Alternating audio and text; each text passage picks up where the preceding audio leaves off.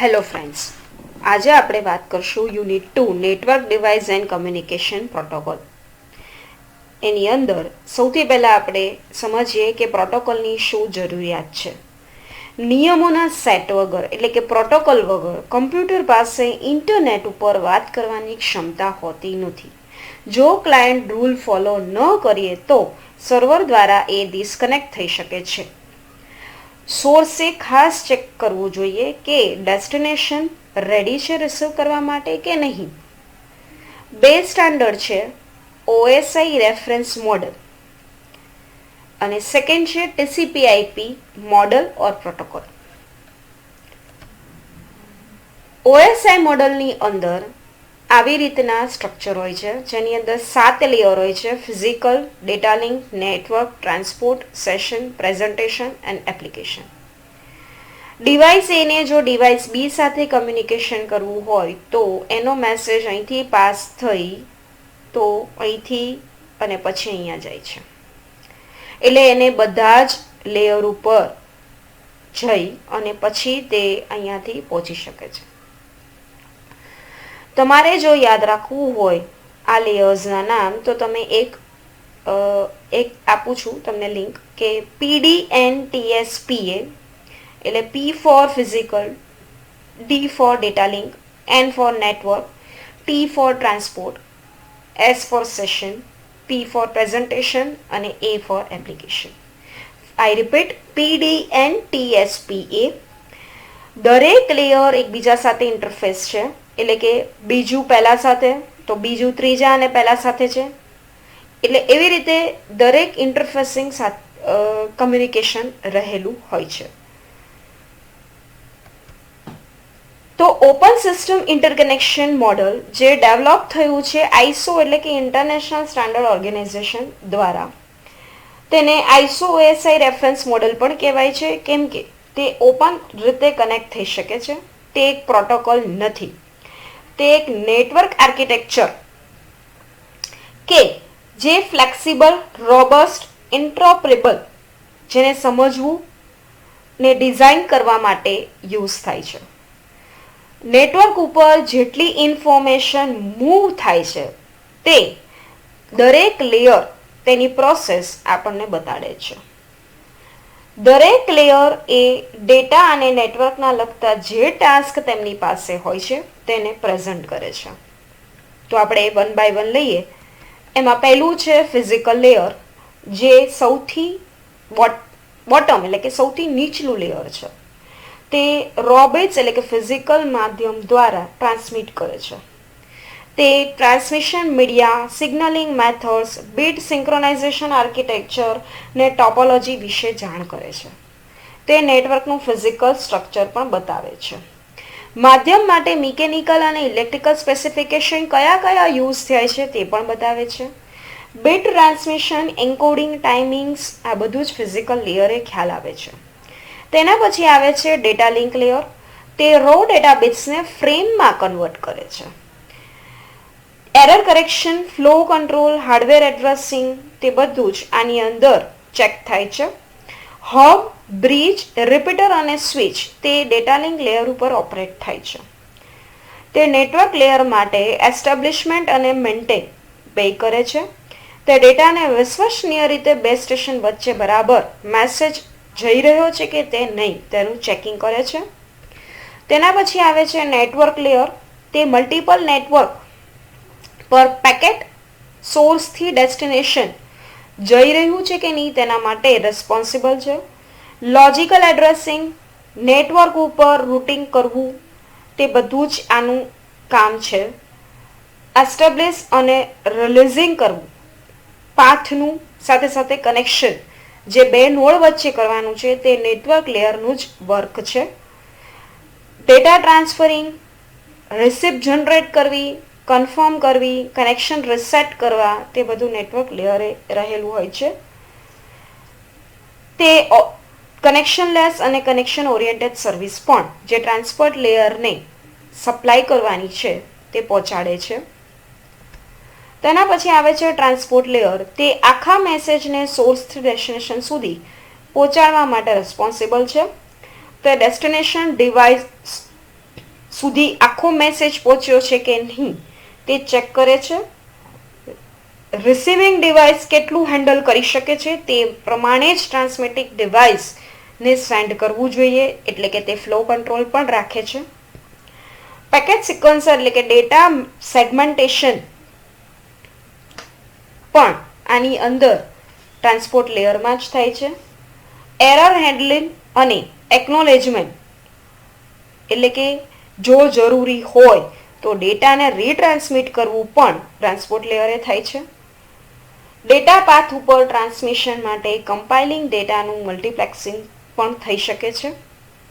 Virtual circuit અથવા session establishment પણ અહીંયા જ કરવામાં આવે છે કમ્યુનિકેશન ડિવાઇસીસ માટે. સેશન લેયર તે કનેક્શન કેવી રીતે એસ્ટેબ્લિશ્ડ, મેન્ટેન અને ટર્મિનેટ થાય છે તેનું કાર્ય જોવે છે. તે ડેટા એક્સચેન્જ થતી વખતે સિંક્રોનાઇઝેશનનું રિસ્પોન્સિબિલિટી પણ લે છે. ડેટા એક્સચેન્જમાં કમ્યુનિકેશન સેશન અને બીજા જે ઇસ્યુઝ હોય તેની વિશે પણ તેને ખ્યાલ હોય છે. એના પછી 6th લેયર આવે છે પ્રેઝન્ટેશન લેયર. તે સિન્ટેક્સ અને સિમેન્ટિક્સ એટલે કે બીટની જે પણ કહેવાય કે દરેક બીટની મિનિંગ, દરેક બીટની ગોઠવણ, તે આ બે સિસ્ટમ વચ્ચે કેવી રીતે હોય છે તેની ઇન્ફોર્મેશન આપણને પ્રેઝન્ટેશન લેયરથી ખ્યાલ આવે છે. તે ડેટાને સ્ટ્રક્ચર કરે છે અને નેટવર્કને સુટેબલ હોય એ પ્રમાણે ટ્રાન્સમિશન કરે છે. Data encryption, data decryption, data compression, data decompression, character set conversion તેની અંદર રહેલું હોય છે. એપ્લિકેશન લેયર તે ઇન્ટરફેસ સર્વિસ જેમ કે ઈમેલ, રિમોટ ફાઇલ એક્સેસ અને transfer database information service provide કરે છે. તેની અંદર ઘણા બધા પ્રોટોકોલ્સ આવે છે જેમ કે HTTP, FTP, SMTP, NFS અને NVT. HTTP એટલે કે હાઇપરટેક્સ્ટ ટ્રાન્સફર પ્રોટોકોલ, FTP એટલે ફાઇલ ટ્રાન્સફર પ્રોટોકોલ, SMTP એટલે સિમ્પલ મેલ ટ્રાન્સફર પ્રોટોકોલ, NFS એટલે કે નેટવર્ક ફાઇલ સર્વિસીસ અને NVT એટલે નેટવર્ક વર્ચ્યુઅલ ટર્મિનલ. આ 7 લેયરો એ OSI મોડલની અંદર આવે છે. તમને એક્ઝામમાં પ્રશ્ન પૂછાઈ શકે, draw OSI model, explain OSI model and third one is functioning of each layer that we list in OSI model.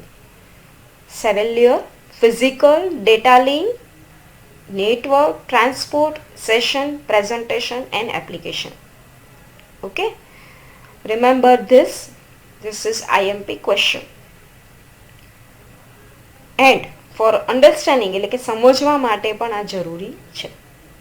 એના પછી આવશે TCP/IP મોડલ, જે ટોટલી મેચ નથી થતું OSI મોડલ સાથે. આપણે મોડલની સ્ટ્રક્ચરની વાત કરીએ તો એની અંદર 4 લેયર યુઝ થાય છે. ફિઝિકલ ડેટા લિંક કોમ્બાઇનેશનમાં, નેટવર્ક લેયર, ટ્રાન્સપોર્ટ લેયર અને એપ્લિકેશન લેયર. ફિઝિકલ ડેટા લિંકમાં તમને એ ખ્યાલ આવશે કે કઈ ટોપોલોજી, કયા મેથડથી પાસ થાય છે મેસેજ. નેટવર્કની અંદર કયા પ્રોટોકોલ્સ પેકેટ ટ્રાન્સફર કરવા યુઝ થાય છે. ટ્રાન્સપોર્ટ લેયરે કઈ પ્રોસેસ છે અને એપ્લિકેશન લેયરે કઈ સર્વિસીસ છે તે આપણને ખ્યાલ આવે છે.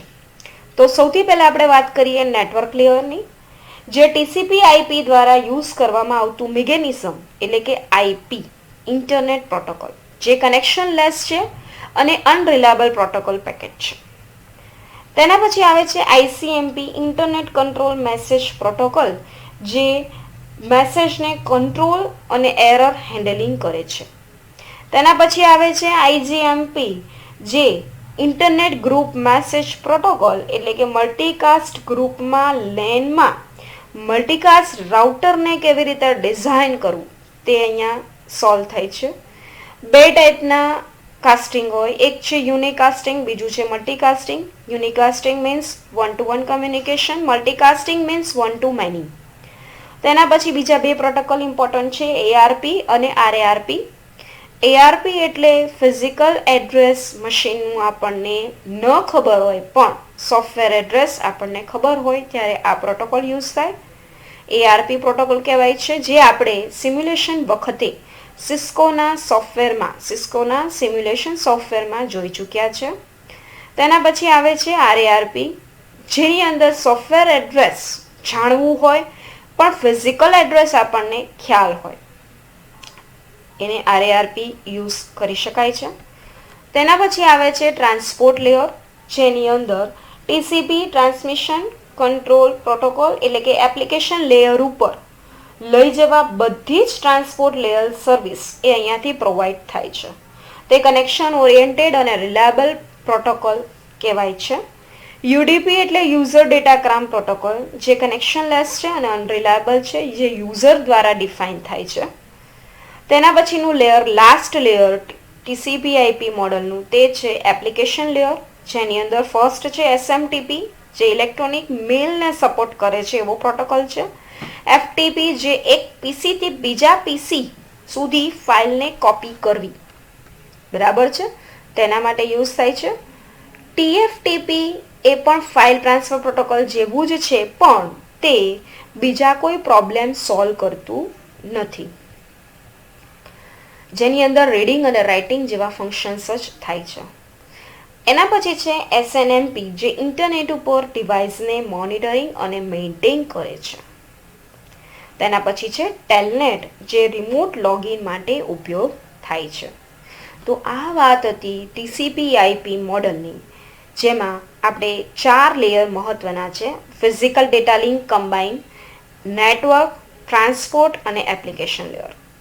આની અંદર તમને પ્રશ્ન એવો પૂછાઈ શકે, draw TCP/IP model and explain function of each layer. તો હવે આની અંદર તમને કોઈ ક્વેરી રહી હશે નહીં એવું હું માનું છું. તો આપણે આ લેક્ચરમાં OSI મોડલ અને TCP/IP મોડલ શીખ્યા. Thank you.